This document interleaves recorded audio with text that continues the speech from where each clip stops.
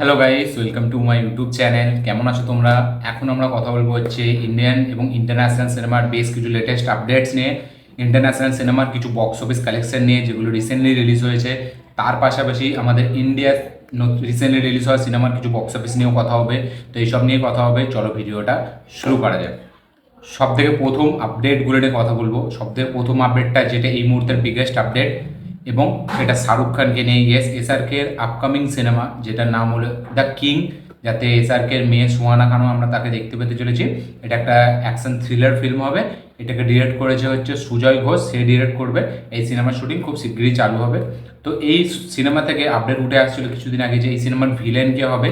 শোনা গিয়েছিল যে সাউথ থেকে কোনো একটা ভালো অ্যাক্টার, এ লিস্টেড অ্যাক্টার, তাকে নেওয়া হবে এই সিনেমার নেগেটিভ রোল প্লে করার জন্য। সেটা বিজয় সেতুপতি হতে পারে, সেটা ফাহাদ ফাজিল হতে পারে, বা সেটা আরও সাউথের যারা ভিলেন্স আছে তারা হতে পারে, যে কোনো একজন। তো ফাইনালি এখন একটা আপডেট উঠে এসছে, খুবই ইনসাইডারের তরফ থেকে আপডেট। সেটা হলো এই সিনেমায় ভিলেন হিসাবে আমরা দেখতে পেতে চলেছি বলিউডের অ্যাক্টরকে। ইয়েস, অভিষেক বচ্চন, তাকে আমরা এই সিনেমাতে নেগেটিভ রোলে দেখতে পেতে চলেছি। এবার এই সিনেমাতে কটা ভিলেন থাকবে সেটা জানা যায়নি, এবং এই সিনেমাতে অভিষেক বচ্চনই মেন ভিলেন কি নাকি সেটাও জানা যায়নি। কিন্তু এইখানে শাহরুখ খান ভার্সেস অভিষেক বচ্চন হতে চলেছে। অভিষেক বচ্চনকে আমরা নেগেটিভ রোলে দেখতে পেতে চলেছি শাহরুখ খানের এই ফিল্মটায়। এরকমই আপডেট উঠে এসছে ইনসাইডারের তরফ থেকে। দেখা যাক এই আপডেটটা সত্যি হয় নাকি। এই আপডেটটা যদি সত্যি হয় আমি বিশালভাবে খুশি হব, কারণ অভিষেক বচ্চন সে দারুণ একজন অ্যাক্টার, তাকে সেইভাবে ইউটিলাইজ কেউ করতে পারেনি, ঠিক আছে। কিন্তু সুজয় ঘোষ যেহেতু একটা ভালো ডিরেক্টর, সে হয়তো তাকে ভালোভাবে ব্যবহার করবে। এবং এই কিং নিয়ে একটা রিউমার উঠে আসছে যে এই সিনেমাটি নাকি পরের বছর ক্রিসমাসে রিলিজ দেওয়া হবে। কিছুদিন আগে শোনা গেছিলো যে 2025-এর মাঝখানের দিক করে রিলিজ দেওয়া হবে, কিন্তু না, এখন শোনা যাচ্ছে একটা রিউমার উঠে আসছে যে 2025-এ ক্রিসমাসে আমরা কিংকে দেখতে পেতে চলেছি, এসআরকের কিং। দেখা যাক এই আপডেটটা সত্যি হয় নাকি, এবং এসআরকের কিং অফিসিয়ালভাবে নতুন অ্যানাউন্সমেন্ট কবে আনে তারা, এবং রিলিজ ডেট কবে হয়, এটাই দেখার বিষয়। অভিষেক বচ্চন মেন ভিলেন হয় নাকি এটাও দেখার বিষয়। দেখা যাক কী হয়। আজকের পরের আপডেট হচ্ছে ধনুষকে নিয়ে, তার আপকামিং সিনেমা রায়ান, যেটা ট্রেলার আসতে চলেছে কালকে। 16 তারিখের ট্রেলার আসবে। ট্রেলারের রান টাইমের কথা আমি আগের দিন বলেছিলাম। ট্রেলার আসতে চলেছে কালকে, আগামীকালের ট্রেলারটি আমরা খুব শীঘ্রই দেখতে পেতে চলেছি। দেখা যাক ধনুষের এই ফিল্মের ট্রেলারটি কীরকম কী অ্যাপ্রিসিয়েশন পায় এবং কতটা হাইপ জেনারেট করতে পারে এই সিনেমাটি, সেটাই দেখার বিষয়। দেখা যাক কী হয়। আজকের পরের যেটা আপডেট সেটা হলো প্রভাসকে নিয়ে। তো প্রভাস তার আপকামিং যে নেক্সট সিনেমা সেটার নাম হচ্ছে রাজা সাহেব, যেটা আমাদের ডিরেক্ট করছে মারুতি। তো তারপরে তার আরেকটা সিনেমা আছে যেটা আমাদের সীতারামের যে ডিরেক্টর, ঠিক আছে, মানে হানুরাগাপুরি, তো তার সাথে একটা সিনেমা আসার কথা চলছিল কিছুদিন ধরে, এবং এটা নাকি তার নেক্সট সিনেমা হতে চলেছে রাজা সাহেবের পর। তো শোনা যাচ্ছে এই সিনেমার যে টাইটেল, মানে হানুরাগাপুরি ডিরেক্টরের সাথে যে সিনেমাটি করবেন প্রভাস, সেই সিনেমার টাইটেল শোনা যাচ্ছে ফৌজি রাখা হয়েছে। ইয়েস, এটা একটা রাজারকার ব্যাকড্রপে বানানো একটি সিনেমা হবে। যেরকম আমরা সীতারামে দেখেছিলাম একটা আর্মি একটা অ্যাঙ্গেল ছিল, এই সিনেমাতেও আমরা প্রভাসকে একটা এরকম সোলজারের রোলে দেখতে পেতে চলেছি। সিনেমাটির নাম শোনা যাচ্ছে, এরকম আপডেট উঠে আসছে যে ফৌজি নাম হতে পারে, এরকম আপডেট আসছে। দেখা যাক এটা অফিসিয়াল আপডেট কবে আসে, এবং এই ডিরেক্টরের সাথে প্রভাসের আপকামিং সিনেমার অফিসিয়াল অ্যানাউন্সমেন্ট কবে হয়, এটাই দেখার বিষয়। দেখা যাক কী হয়। আজকের পরের আপডেটটা আমাদের বাংলা থেকে। পদাতিক সিনেমা, সৃজিত মুখার্জির আপকামিং সিনেমা, যেটা চঞ্চল চৌধুরী মেইন লিড চরিত্রে আছে, মৃণাল সেনের বায়োপিক, সেই সিনেমাটি থেকে একটা আপডেট উঠে আসছে যে এই সিনেমাটি যেই দিন 15ই আগস্ট আমাদের ইন্ডিয়াতে রিলিজ হবে, সেম ডেটে এই সিনেমাটি বাংলাদেশেও রিলিজ দেওয়ার প্ল্যান করেছে। ইয়েস, জাজ মাল্টিমিডিয়া, তারা এই সিনেমাটিকে বাংলাদেশে সেম ডেতে রিলিজ করবে, এরকমই তাদের মেকার্সদের প্ল্যান। তো দেখা যাক এই সিনেমাটি সেম ডেটে রিলিজ হয় নাকি। এবং এরকম প্রায় অনেক সিনেমায় আপডেট উঠে আসতে থাকে সেম ডেটে রিলিজ হবে, কিন্তু বাই চান্স কোনোভাবেই রিলিজ হতে পারে না। দেখা যাক পদাতিক সিনেমাটি সেম ডেটে বাংলাদেশে রিলিজ হয় নাকি, এটাই দেখার বিষয়। দেখা যাক কী হয়। আজকের পরের দুটো আপডেট হলিউড থেকে। একটা হচ্ছে আমাদের ডেসপিকেবল মি 4 নিয়ে, আর একটা হচ্ছে আমাদের ইনসাইড আউট 2, দুটোই অ্যানিমেটেড মুভি। তো ইনসাইড আউট 2 এই মুভিটা পুরো world wide 1.3 billion box office collection এনেছে। ইয়েস, এবছরের এখনও পর্যন্ত হাইয়েস্ট গ্রসার সিনেমা। আর 2 মিলিয়ন গেলে হয়তো সুপার মারিও রেকর্ডটাও ভেঙে দেবে। 1.3 বিলিয়ন ওয়ার্ল্ড ওয়াইড কালেকশন হচ্ছে ইনসাইড আউট 2 এর। এবার আমরা যদি কথা বলেছি ডেসপিকেবল মি 4 এর, তো সেই সিনেমার ওয়ার্ল্ড ওয়াইড কালেকশন হচ্ছে $437 মিলিয়ন। Yes, 437 million. অলরেডি এই ফিল্মটাকে সুপারহিট ভার্ডিক দেওয়া হয়ে গেছে। ডেসপিকেবল মি 4 যেটা 3 তারিখে রিলিজ হয়েছে, সেই ফিল্মটা অলরেডি ওয়ার্ল্ড ওয়াইড 437 কোটি টাকা, $437 মিলিয়ন কামিয়ে নিয়েছে ওয়ার্ল্ড ওয়াইড বক্স অফিস কালেকশানে, অলরেডি সুপারহিট হয়ে গেছে। তার পাশাপাশি inside out 2 all time blockbuster 1.3 billion এর কাছাকাছি বক্স অফিস কালেকশন করেছে। তো বোঝা যাচ্ছে হলিউডে অ্যানিমেশন ফিল্মের কীরকম একটা চাল, সেটা আমরা সবসময় দেখে এসেছি। তো এইটা ছিল হলিউড থেকে আপডেট। আজকের পরের আপডেট নিয়ে যদি আমরা কথা বলি, সেটা হচ্ছে পৃথ্বীরাজ সুকুমারনের রিসেন্টলি রিলিজ হওয়া সিনেমা দ্য গোড লাইফ। সেই সিনেমাটি নেটফ্লিক্সে আসছে। ইয়েস, 19শে জুলাই এই ফিল্মটাকে আমরা হিন্দি ভাষা সহ বাকি 5টা ভাষাতে নেটফ্লিক্সে দেখতে পেতে চলেছি। দেখা যাক পৃথ্বীরাজ সুকুমারনের গোড লাইফ। আমি এখনও দেখিনি, এই সিনেমাটি নেটফ্লিক্সে আসলে দেখবো। নেটফ্লিক্সে কীরকম কী ভিউয়ারশিপ জেনারেট করতে পারে এটাই দেখার বিষয়, দেখা যাক কী হয়।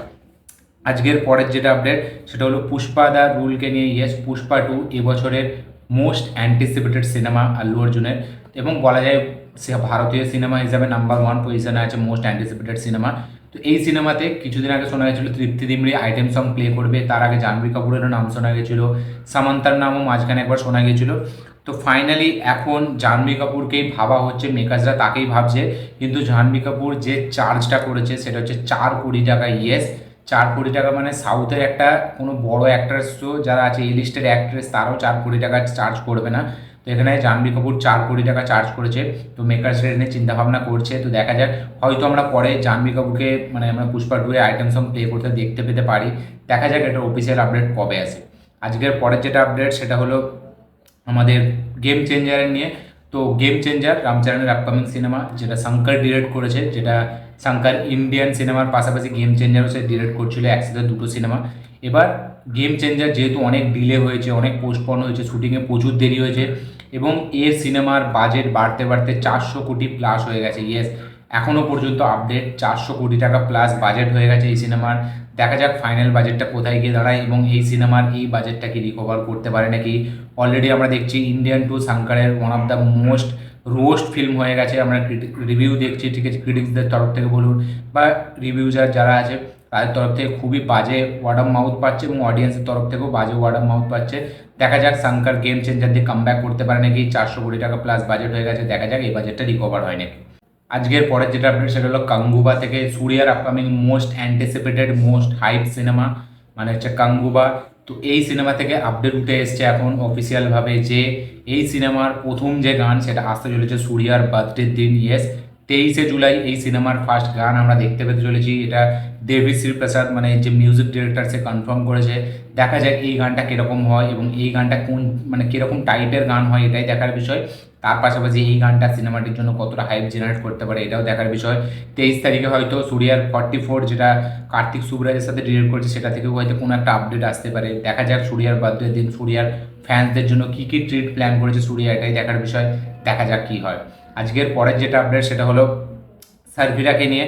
তো সারফিরা নিজের উইকেন্ডে প্রথম উইকেন্ডে টোটাল কালেকশন করেছে 12.5 কোটি টাকা। ইয়েস, ডোমেস্টিক কালেকশনের কথা আমি বলছি, টোটাল 12.5 কোটি টাকা প্রথম উইকেন্ডে কালেকশন করেছে, মানে ইনক্লুডিং সোমবারের মানে কালকের কালেকশানটা নিয়ে রবিবারে।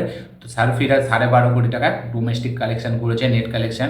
তো দেখা যাক কালেকশনটা আর কোথায় গিয়ে দাঁড়ায়, এবং এই সিনেমার মানে টিকিটসের সাথে সামোসা এবং চা ফ্রি দিচ্ছে মেকার্সরা।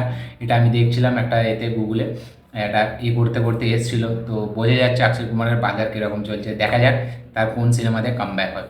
আজকের পরের যেটা আপডেট সেটা হলো তাপসি পান্নু তার আপকামিং সিনেমা, যেটার নাম হচ্ছে ফির আই হাসিনা দিলরুবা। সেই সিনেমাটি আমরা নেটফ্লিক্সে দেখতে পেতে চলেছি 9 আগস্ট। ইয়েস, 9 আগস্ট এই সিনেমাটি আমরা নেটফ্লিক্সে দেখতে পেতে চলেছি, এটা এখন অফিসিয়াল কনফার্ম। তো দেখা যাক হাসিনা ফির আই হাসিনা দিলরুবাটা কীরকম হয়। হাসিনা দিলরুবাটা আমি এখনও দেখিনি একবারও। তো দেখা যাক ফির আই হাসিনা দিলরুবাটা সিনেমাটি কীরকম হয়। 9 তারিখ নেটফ্লিক্সে আসছে।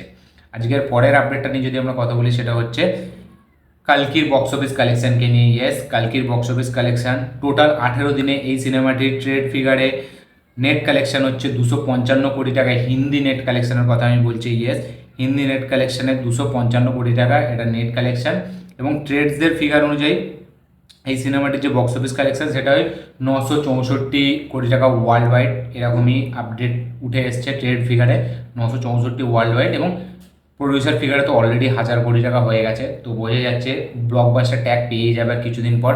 দেখা যাক এই সিনেমাটির ট্রেডদের মতে 1000 কোটি টাকায় কবে যায়, এবং প্রডিউসারের মতে 1100 কোটি টাকায় কবে যায়। এই সিনেমার নেট কালেকশন টোটাল 18 দিনে সেটা হচ্ছে 255 কোটি টাকা হিন্দি বেল্টের নেট কালেকশন। দেখা যাক 300 কোটি টাচ করতে পারে নাকি। আজকের পরের আপডেট নিয়ে যদি আমরা কথা বলি, সেটা হচ্ছে আমাদের এজেন্ট বলে একটি সিনেমা সাউথের, যেটা অখিল আক্কিনেনির সিনেমা, যেটা ডিজাস্টার সিনেমা। সেই সিনেমাটি এবার ফাইনালি সব বাধা পেরিয়ে আসছে 28শে জুলাই গোল্ড মাইন্ডসের ইউটিউব চ্যানেলে।